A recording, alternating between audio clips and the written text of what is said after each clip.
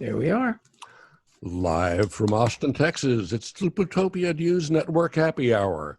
Our guest this time, our friend Emily Gertz, senior editor at Drill News. Not ready for cable news players are here. Susie Shearer, Maggie Duvall, Scoop Sweeney, and the dieting dude, John Lebkowski. The dieting dude? I saw your post about and you look good. Yeah, you look great, John. Oh, that was a good post. That's right. Yeah, I'm shrinking. The incredible shrinking man. Well, I mean, as far as introducing Emily in detail, I mean, Emily and I have known each other for a long time, and Emily is a very accomplished journalist who focuses on environment and environmental policy, and just likes to have a good time too. So we can just hang out and talk and do that, or we can talk about some of the grimness. Especially, I know that Emily, that you've been tracking through Drilled. You've been tracking the sort of creepy environmental fiascos that are cropping up during COVID-19 in governmental policy and appointments and that sort of thing. So what's happening there? Here, well, let me bring up the tracker on my other screen so that I can make sure I'm giving you the latest and greatest. You won't be able to see it, obviously, but yeah. So Drill News, our specific drillednews.com. Our specific editorial focus is on climate accountability, i.e., the forces and companies and policies that have, basically both caused climate change and then blocked climate action from happening as fast and strong as we needed. So we have our COVID-19 and climate policy tracker, which we first launched in April 6th. The last update was yesterday. And according to our publishing platform, it has gotten up to being a 41-minute read if you were to go from the top to the bottom. There are dozens and dozens of items on it related to since the pandemic sort of hit here on the East Coast in full force, and back in, I think actually late March. Our first item on the tracker is dated, plus the state stuff, excuse me. Let me get past what things that states have been doing just to the federal government. Yeah, March 6th, going all the way back to like early March.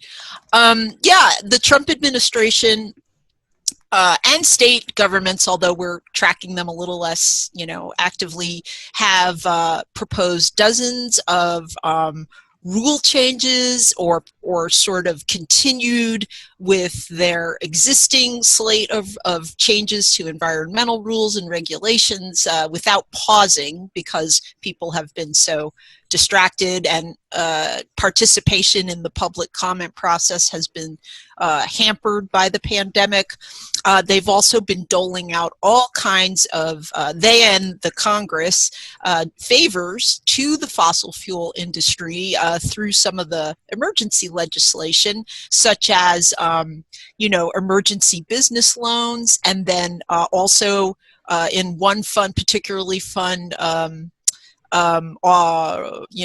favor, they set the rule in place to allow fossil fuel companies to pay off debt using their COVID-19 emergency loans. And the industry, in particular, like kind of mid-range and smaller companies, as opposed to, say, the oil majors here, are carrying scads of debt because of the bust in natural gas fracking for the past few years. They overinvested, and then demand crashed.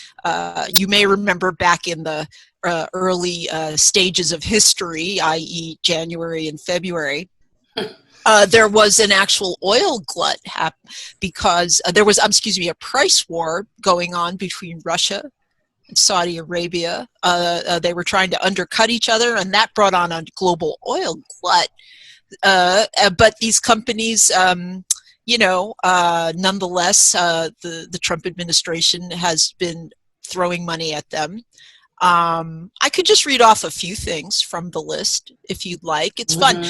And I do want to add, by the way, I at the top, I noted our beat, Drilled News's particular focus, because this is the 41-minute read. That's just stuff related to climate policies, which is basically climate and energy. That doesn't mean agriculture, forestry, wildlife conservation, any things that don't fall under the climate rubric. We're not actively tracking as part of our climate and COVID-19 rollback tracker. So I don't know how long it would take to read if you listed every single thing.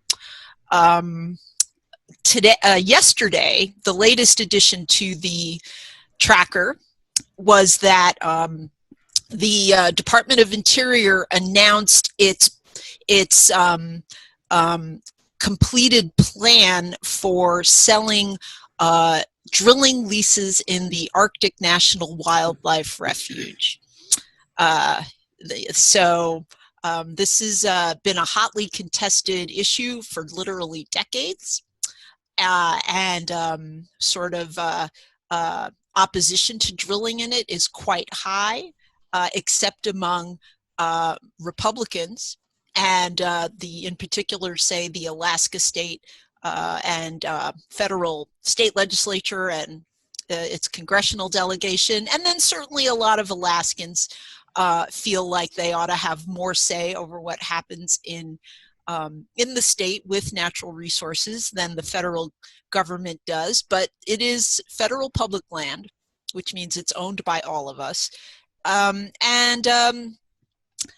Going way back to 2017, when the Congress passed that tax, overhaul bill, one of the ways they secured enough votes was by giving the senators from Alaska a rider which mandated that leases be sold in the Arctic National Wildlife Refuge. So they basically passed it into law, and the administration, despite the fact that, like I said at the outset, there's right now a fossil fuel glut in the world and in the country. Natural gas prices have never been lower. Never's a big word. They're very low. Oil prices are very low. There's no economic incentive to be drilling, particularly in some place like the Arctic Refuge, which is the area that has been opened is at the very top northeastern coast of Alaska. It's called the Coastal Plain. And a good many of the oil majors have essentially said, we are not going to bid for drilling rights. They've all withdrawn from that part of the Arctic, and that's going to leave, I'm not sure, mid-range, more regional companies, smaller companies to try and step in. So we'll see if they can actually manage to sell a lease.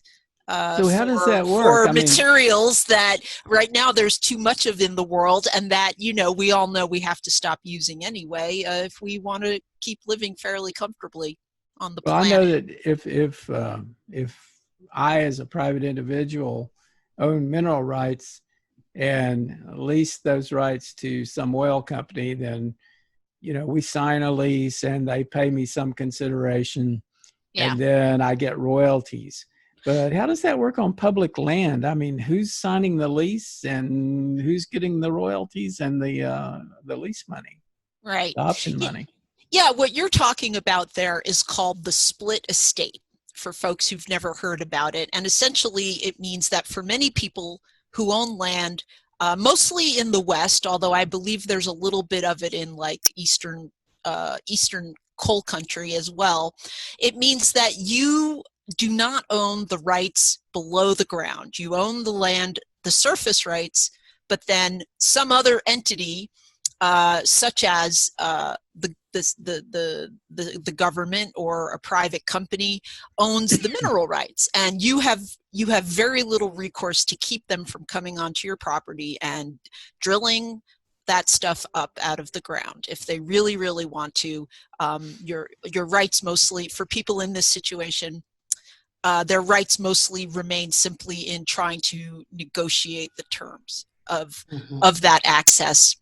So, but in a place like the Arctic Refuge, the ownership of the land is essentially the public. It's federal public land. We all own it.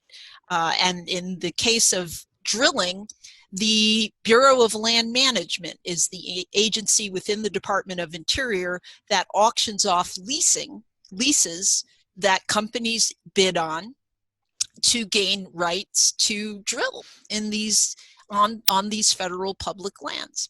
And the idea being that whoever offers the government the best deal in terms of how much they think they can pay back over time on the lease in royalties on the oil and gas, in addition to rent on the land itself, plus can demonstrate that they've got, the technical know-how and capacity to pull it off, will ultimately say, win the auction, shall we say, get the lease.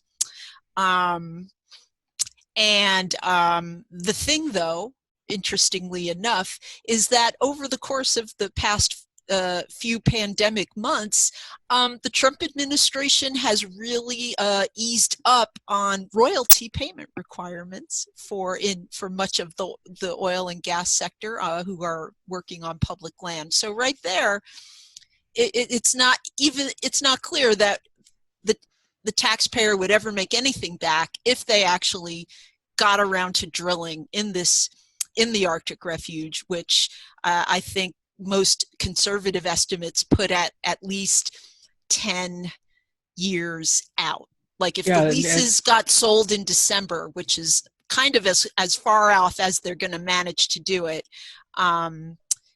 probably there would not be drilling for 10 years, and the whole thing's going to end up in court anyway. And they got to jump through hoops, right? I mean, they still have to satisfy some environmental concerns and that sort of thing. Nominally. I could ramble on about that indefinitely, but I'll simply say that this area of the refuge isn't really just like any old wilderness, even in the Arctic. This area, the coastal plain, is called by some people, conservationists and biologists, the beating heart of the Arctic Refuge. It's habitat for hundreds of denning polar bears. It's habitat for millions and millions of migratory birds, and it's habitat for breeding caribou, particularly this one herd called the porcupine caribou, with which one of the indigenous peoples in that part of the world called the Gwich'in have a very long, like millennia long relationship with,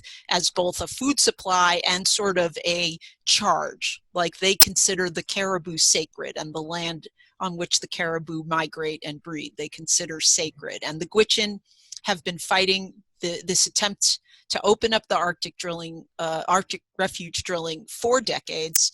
And are now, and in the past year or two, have had a lot of successes in terms of getting banks for instance, to swear off financing drilling in the refuge. What rights do the Gwich'in have? The Gwich'in have no formal legal claim to the land. It's not like the thing in Oklahoma the other day where... No, the situation in Alaska... The way that land claims in Alaska with Native peoples were settled was completely different from how the types of treaty system that came to be in the lower 48. And I will stop myself from getting into it. Suffice to say, not only do they not have the land rights, they have a heritage right, and by international law, indigenous peoples are supposed to have a say in how their traditional lands and resources get used. But the Gwich'in also didn't participate in that Alaska Native Claims settlement of many, many, many years ago. So their right is sort of moral, spiritual, and cultural. And if you abide by international law on how countries are supposed to deal respectfully with indigenous peoples, then they ought to have a leg to stand on. But this is the United States. We don't tend to participate in or recognize those treaties, types of agreements in how our governments relate with Native peoples. So they don't pronounce it Yosemite. I'm sorry? Yosemite. They can't even pronounce. Oh, Yosemite. Yeah, Yosemite. I was like, who are you calling a Semite? And why? Yeah. Well, the Trump administration doesn't really pay much attention to any international agreements. They've demonstrated that repeatedly. And so there doesn't seem to be any chance of any of those international agreements ever coming or ever being taken into account by the administration. Do you think that if Biden wins, that they will get us back into the Paris Peace Accord and all of that kind of stuff, and maybe bring back the restrictions for the EPA and FDA also? Yeah, I mean, that's a good question. All of this stuff that you've been writing about that the Trump administration has been doing, to what extent can any of it be rolled back? That's a great question. Let me organize my thoughts on that a second. I think now in the case of something like the Paris Agreement for climate, yes, the Biden administration could pretty much turn on a dime and keep us in the agreement. So for something like that, it's fairly straightforward. The thing with things like changes to rules and regulations, like for instance, let me look over our list here. Let's see. The Keystone Pipeline, Public Lands Director, Coal Products Research. This is just some of the many, many items on the climate and COVID-19 tracker. Bond buyback for fossil fuel companies. Well, so for instance, EPA moves to narrow interpretation of Clean Air Act. This was a proposed rule change that the Trump administration has been working on for quite a while. If it were to stand, it would make it much, much more difficult to get air pollution regulations into place and enforced, because they've sought to elevate the role of economic considerations in whether or not we should let people breathe extremely dirty air that leads to asthma and heart disease and things like that. Our masks can serve two purposes. Well, that's true. And, I have those little PM 2.5 filters to put into my COVID masks, which would hopefully will protect me while this all gets fought out in whatever comes after November. Now, the thing is, the rule, once the rule is finalized, in sort of the federal bureaucratic process, unless it's challenged in court and overturned on the basis of, like, Trump administration, your reasons for saying this rule had to be changed don't stand up to scientific scrutiny, which has happened with some of their rule changes. If this one were to stand, the next presidential administration needs to start from scratch with proposing a new rule and putting it through the whole process of, you know, there's several steps. They propose it, it gets published, public has a chance to comment, it gets finalized, it gets written into the books, and then maybe, and then the Office of Management and Budget in the White House gets to review it before the agency can implement it. So in some cases, it could take a long time. It could take, and that is what particularly sort of Trump's second generation of environmental chiefs understood much better than the first generation, who made a lot of mistakes in the early years of the administration in terms of ignoring process. The current crew are very, very well versed on process, and so coming back to the Arctic Refuge, once they've successfully auctioned off those leases, it becomes much harder for a future administration to then take the leases back. That's just how the law works. So it's going to be a tough haul. Yeah, and another reason why we've got to turn, I mean, just getting a foot in the door to turn it around in November, or we're doomed. We're doomed. So, you know, there's the Washington Post, I think it is, been tracking all of the lies that Donald Trump has been telling.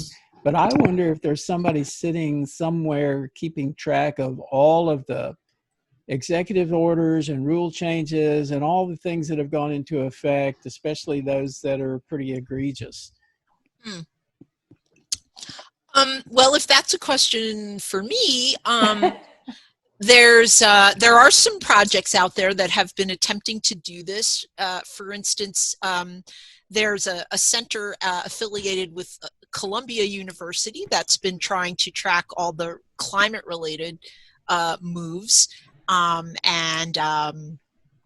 know, or at the outset at least, there were some like conservation magazine outlets that were trying to track other kinds of rollbacks and changes. The New York Times has an ongoing list, but they capped it at, I think, 100 on environmental regulations.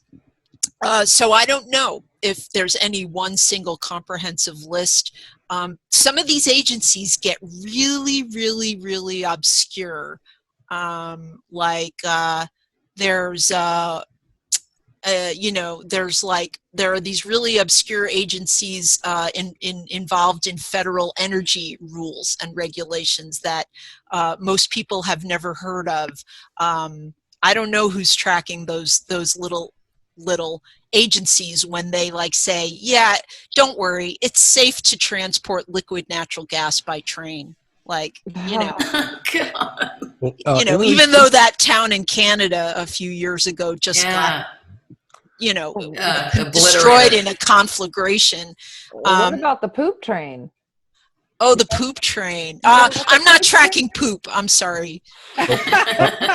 Emily, one of your favorite companies, Kinder Morgan, was in the news locally, and they finally blinked on the Permian Basin pipeline. They were trying to drill it underneath the Blanco River. Last week, let me write this down. Yes, last week. We're going to want to cover that. Thank you. Our friends Willie Nelson and Paul Simon, who live in that area, made a big stink on the media about this. And all of a sudden, they decided, well, we'll just do 2 more miles of pipe the other direction and not do that. So it does appear that if you're famous enough, you can get some change out of some of these companies, but I was quite surprised at that. But 2 miles, why didn't they just do that in the first place? I mean, what brain trust comes up with these things? Well, let's see. We could do 2 extra miles of pipeline. I grew up in the gas business. My dad was in it for his entire life. I watched a lot of pipelines being laid in West Texas. It's not that difficult to add a couple of miles of pipe. On the books, you know, yes. I mean, one wonders why, as opposed to getting into years and years of litigation and having your public reputation put through a meat grinder, why you wouldn't just add those 2 extra miles to the pipeline to avoid the river. The business side of it is a little less familiar to me than the policy side. So all I can say is it can't possibly cost less to go ahead with that original plan than it does to get stopped for years and years in getting your pipeline going. Could it possibly cost less? So I don't know. It's the fossil fuel industry. A lot of what happens with it isn't like rational, And I'm not trying to be glib here. It's politics, and it's decades, over a century of accumulating influence in the political process, and some of it does seem to defy logic when you try to look at it. Oh, I'm sorry, we're in New York, and that's all right. horns blare. Yeah, I don't know, but that is very interesting that Kinder Morgan is backing off that. On the topic of protests, though, one thing I'd also like to mention is another thing that's been happening amid the pandemic is that an agenda by conservatives to get anti-protest laws passed through state legislatures has been advancing. And that's something at Drilled News that we're hoping to keep a closer eye on. Yes, and that kind of that today.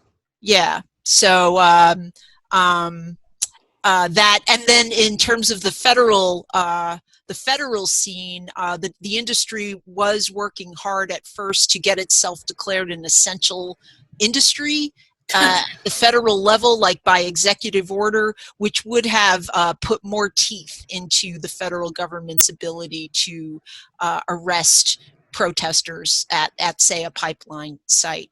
So, or really just anywhere, just pick anyone up at any time. Looks like that'll never happen. No, not here. It can't. Not here. Not in America. It looks like 4 states have passed anti-protest bills. Which ones? Tennessee, Oklahoma, South Dakota, and North Dakota.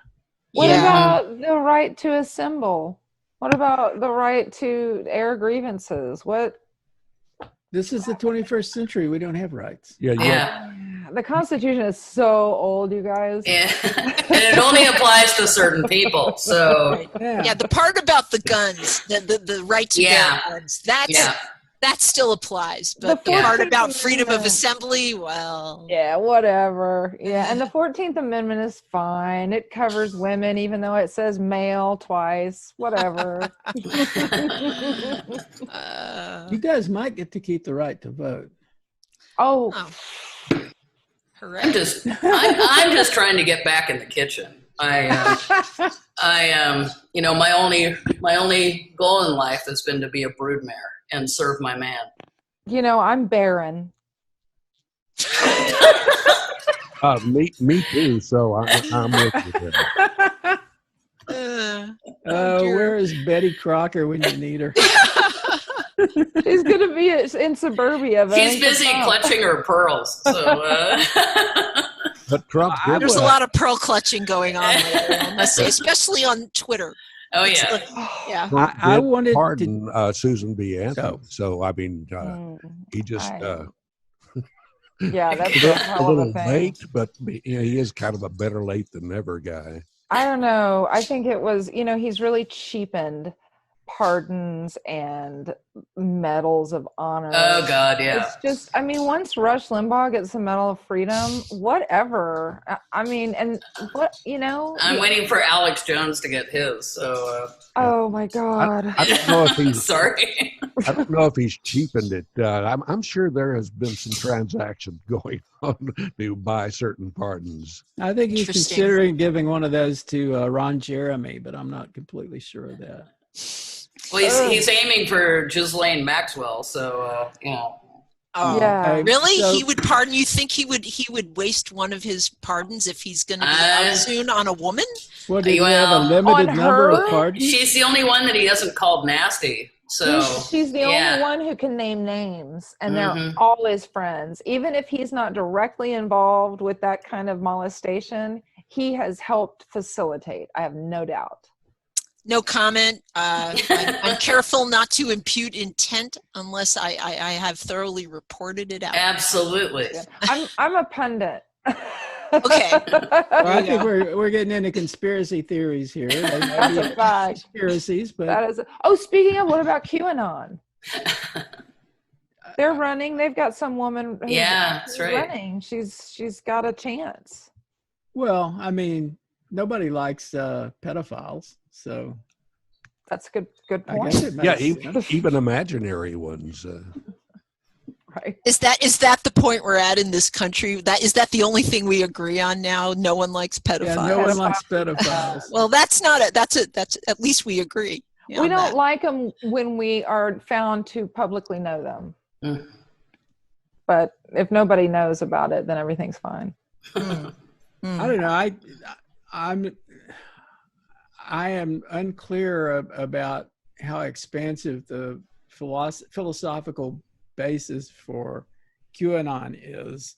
I think they focus quite a bit on the fact that there are elite pedophiles who are most, if not all, Democrats that are holding children as sex slaves, and that Donald Trump was elected to save those children from those pedophiles. Don't forget, I'm sure there must be something else to it, right? He's doing a great job. Isn't there something else to it?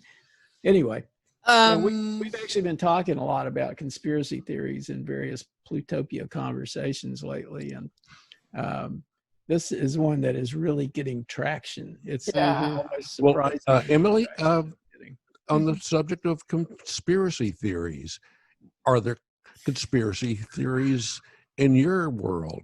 In the environmental reporting world? Oh, well, climate change is a hoax, you know. Yeah, we know that one, but and you know, because people, like all the scientists and reporters, are on the climate gravy train, and we're all raking in big dollars promoting, promoting this idea of climate propaganda change. That's all it is. Yeah.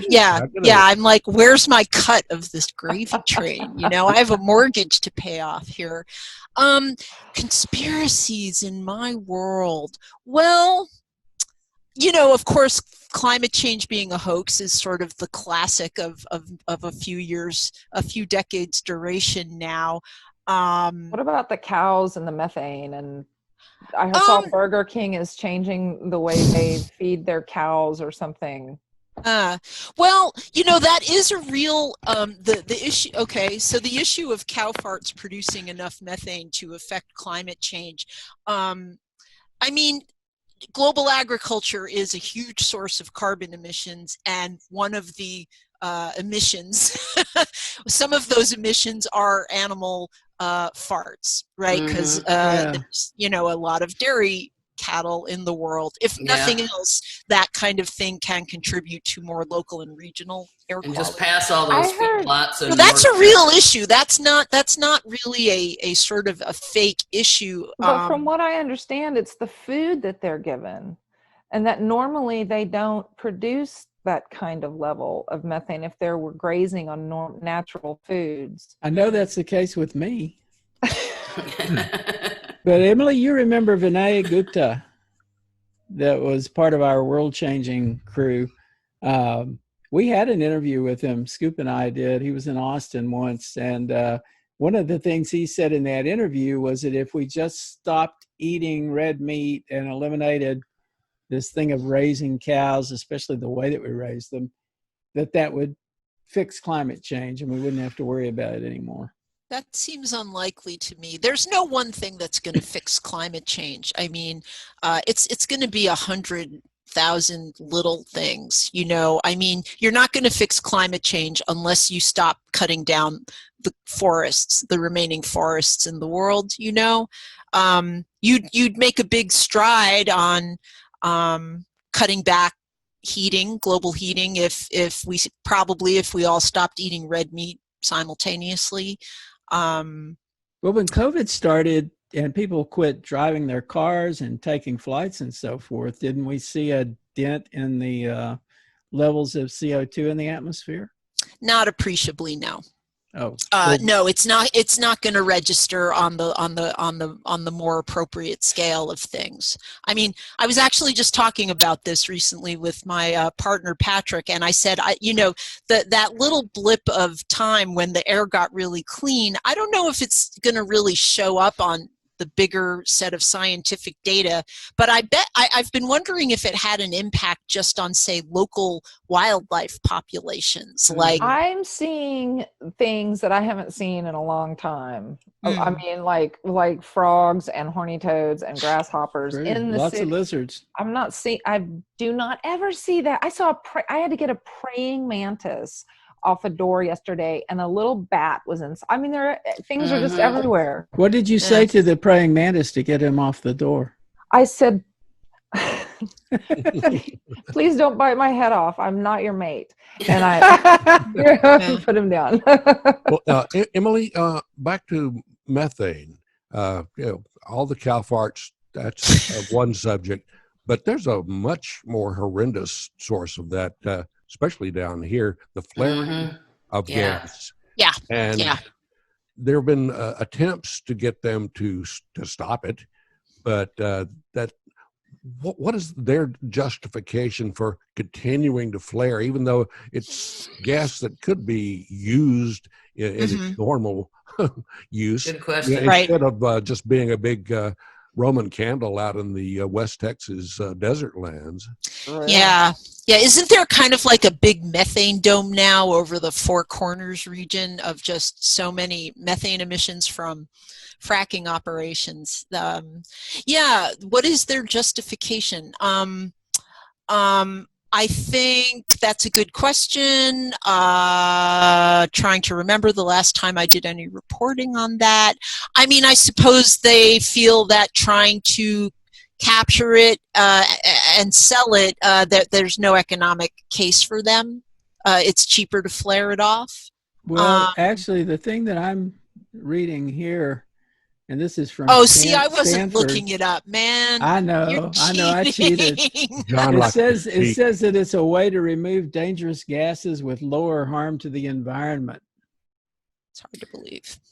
And that it is used in safely regulating pressure in chemical plants as well as handling natural gas release in wells. Well, yeah, so there are a few different questions there. I mean, chemical plants versus wells. Well, isn't there also, in addition to the flaring, isn't there, because they'll just drill a well and leave it. Like there's, the West is just dotted with all these old wells, and nobody's maintaining anything anymore. So they're just like releasing it too. And then I sure saw a lot of my road trip back from New Mexico, and then also, did anybody see that article about the methane dome over Florida?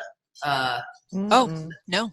That was released in May. I just happened to notice it was 12 miles wide, invisible to naked eye, and traveled across 6 counties to Florida's largest city, Gainesville.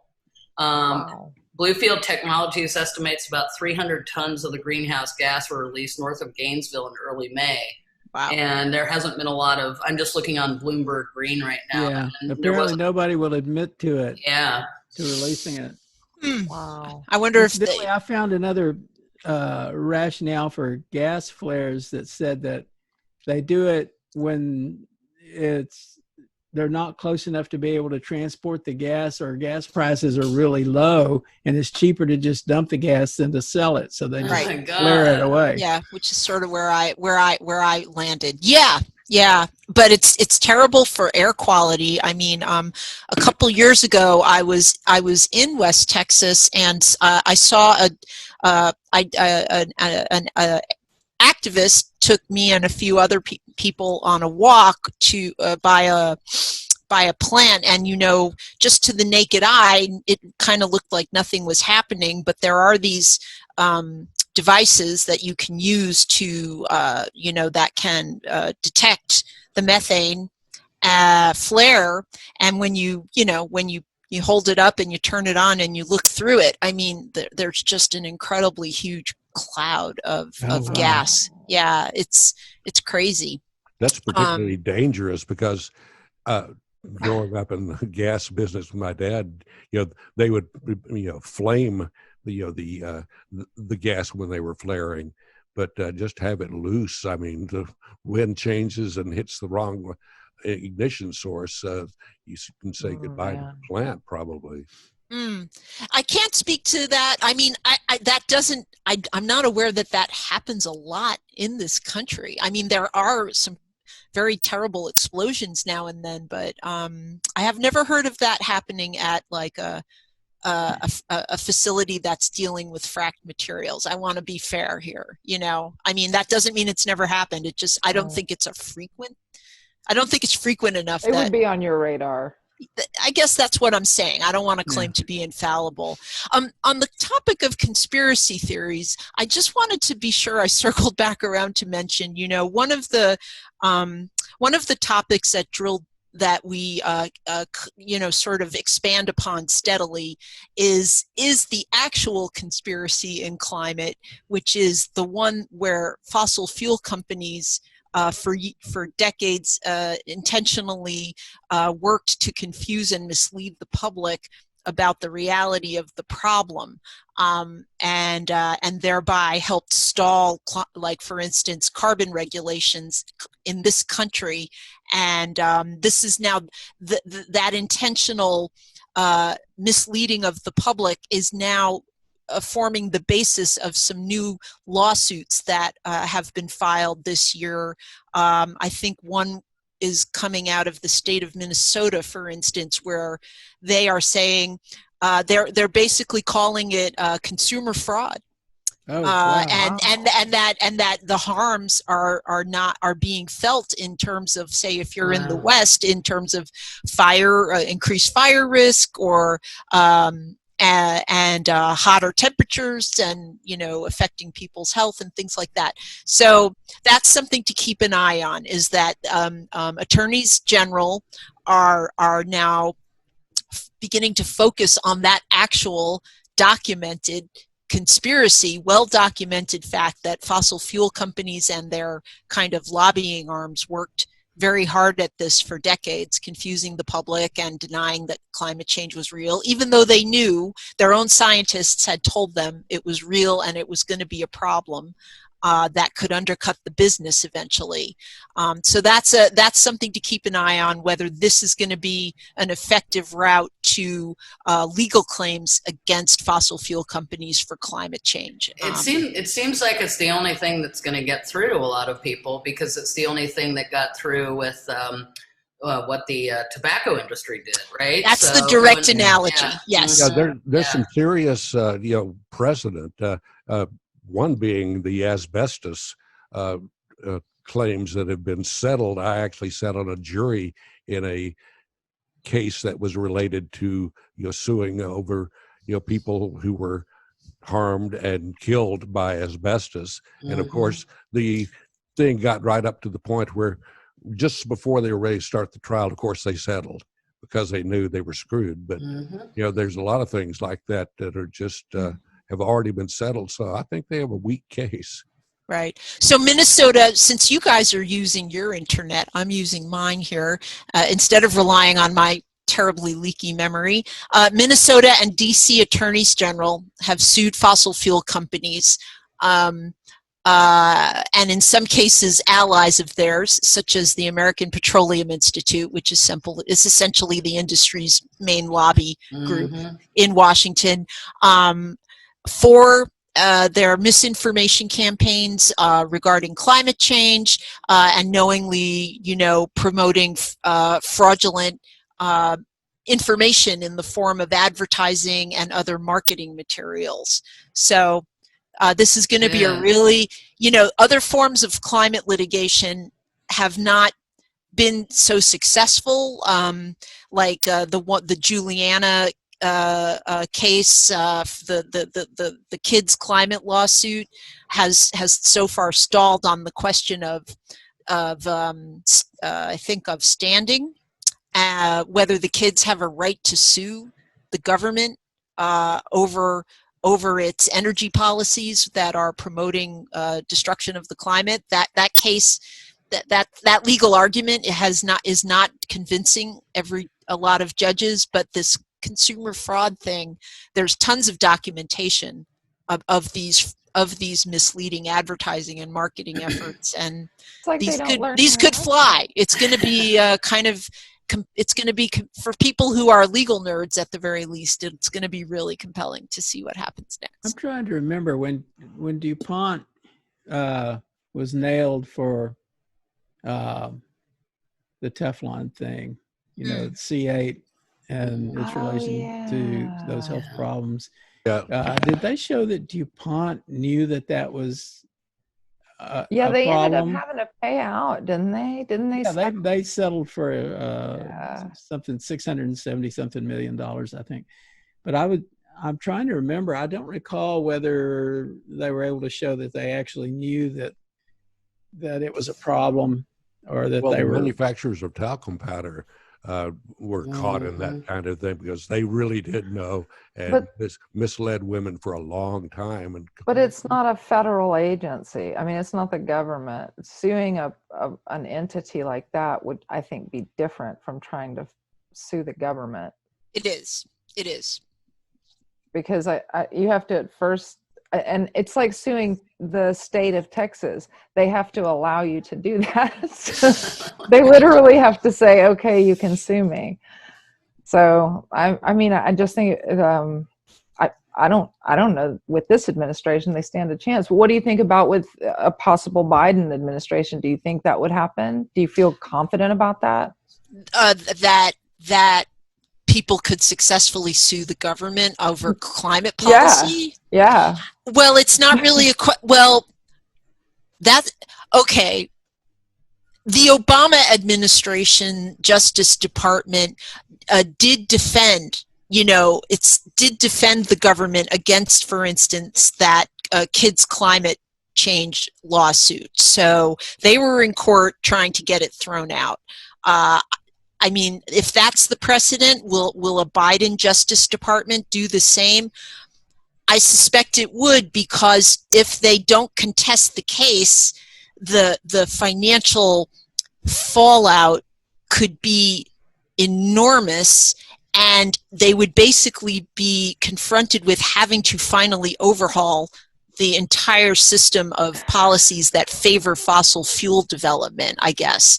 And so rather than do that, so far, both the Trump administration and the Obama administration before it have defended against that lawsuits like that. So, I mean, frankly, I don't feel like speculating too much about a Biden administration is a healthy mental stance right now. I feel like good point. Good point. But that said, I mean, the Democratic establishment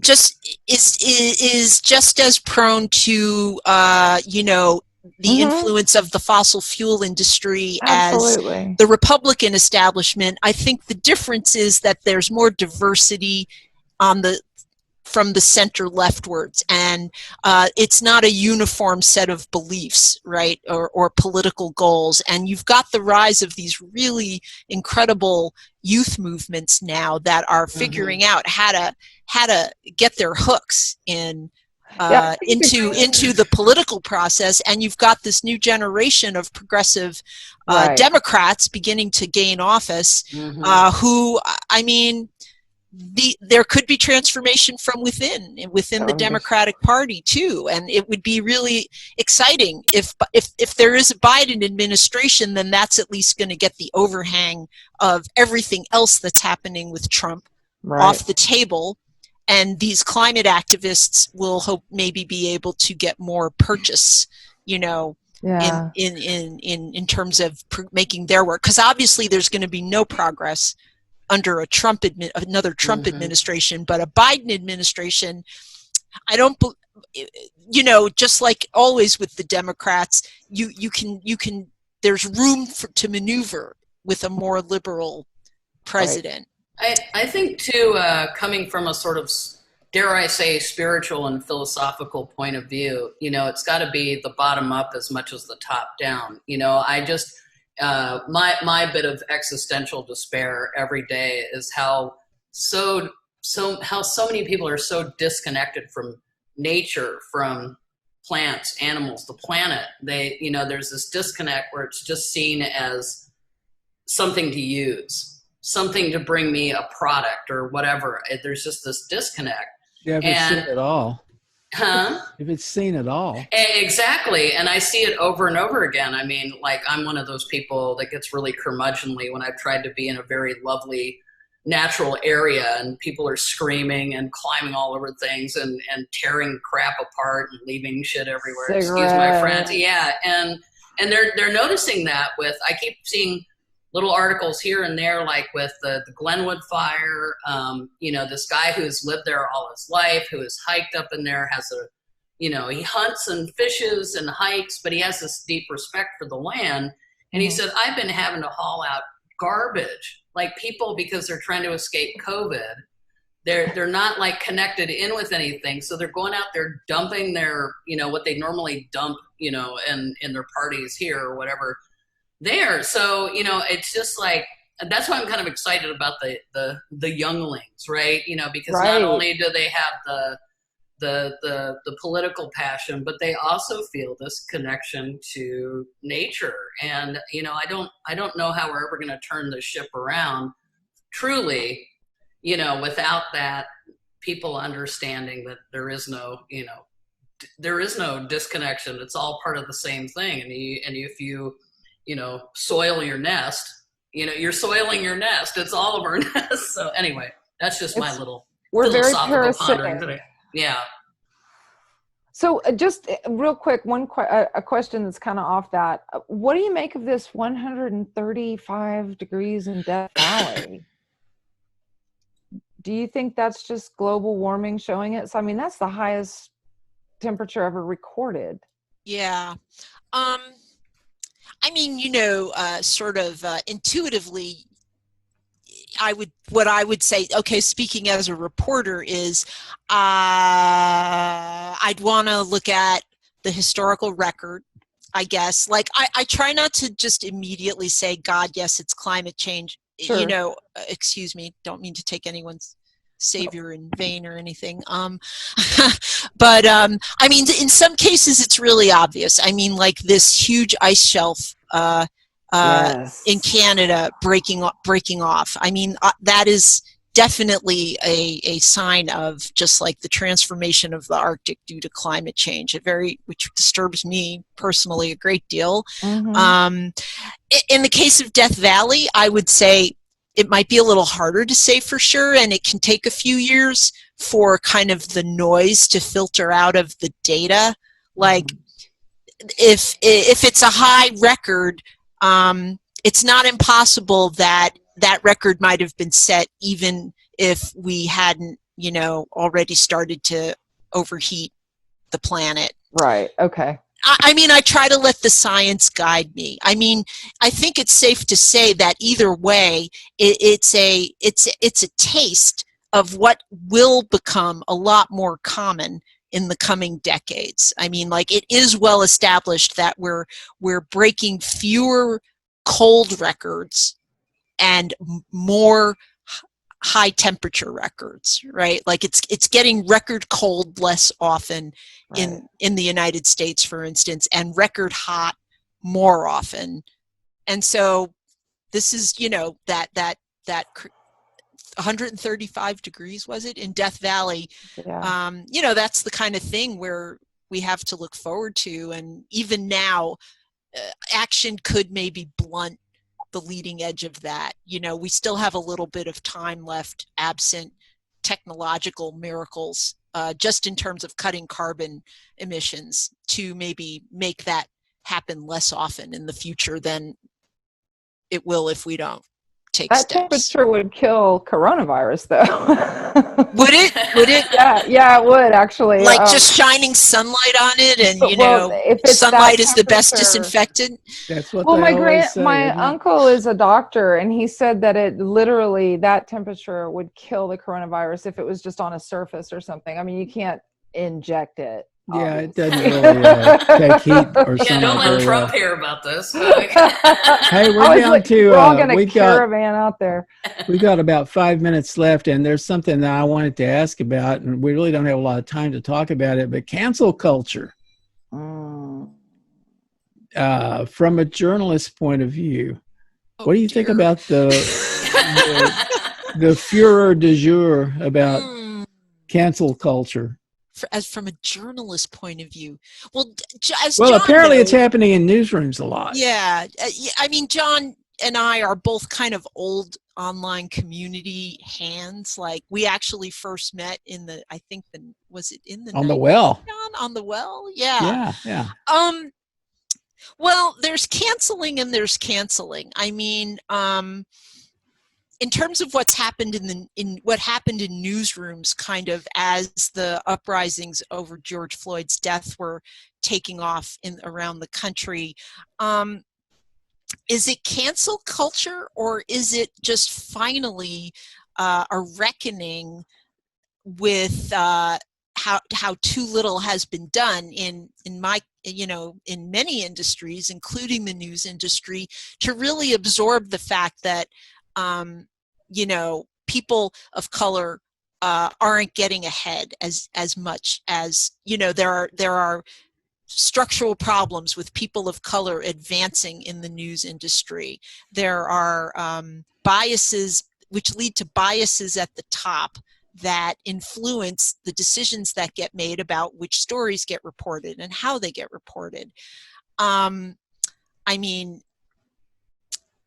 I guess what is the most famous case to come out of this so far, which was the departure of the op-ed page editor at the New York Times. I mean, Maureen Dowd, right? No, she's a No. columnist. His name was, I believe, James Bennett. Yeah. Yeah. Okay. I mean, what can, again, I'm a reporter. I'm not a pundit, but like, what I can say is, like, that guy greenlit columns that basically promoted disinformation about climate change, which was really, I mean, as a climate reporter, really frustrated me, because if it shows up on the op-ed page of the New York Times, then it maintains cultural currency. Mm-hmm. So, like, that editor finally being confronted in a different way with having made a series of poor decisions, and that leading to his departure from the op-ed page. Why did it have to take publishing an op-ed calling for, active military to be sent to cities around the country by the op-ed by Tom Cotton? Why is that what it took? Why didn't it take publishing climate disinformation? Yeah. So, so, I mean, I'm also on the board of directors of a journalism nonprofit called Society of Environmental Journalists, and we are, as part of our organizational planning, we really want to grapple with, like, these structural problems that are keeping our beat, the environmental beat, really so white, and trying to get more perspectives and into the storytelling. So, I mean, but that may be kind of different. Like, there's also the cancel culture of people jumping onto someone for a comment, one comment that they've made, like J.K. Rowling, I guess, was recently targeted over some of her, trans beliefs around anti-trans, beliefs. Is that kind of what you're thinking of, John? Yeah, I mean, and I know it's a big subject, and we only had 5 minutes left, and now we're out of time. But the good thing is that this is a cliffhanger, and it gives us something to talk about when you come back the next time. Yes. Return, and we'll have more fun with that subject. Yeah. Well, thanks. I'll get to work on, since that's a little outside my usual. I'll get to work on. Yes, we're preparing giving you a myself homework now. assignment. It'll be Yeah. fun. It'll be fun. That's a great question. I'll have to think about it too. So thanks so much for joining us, and I guess we can all go off and watch the convention or whatever now. That is weird. Right? It's like a telethon. What do you think this is? And by the way, we have a Patreon account.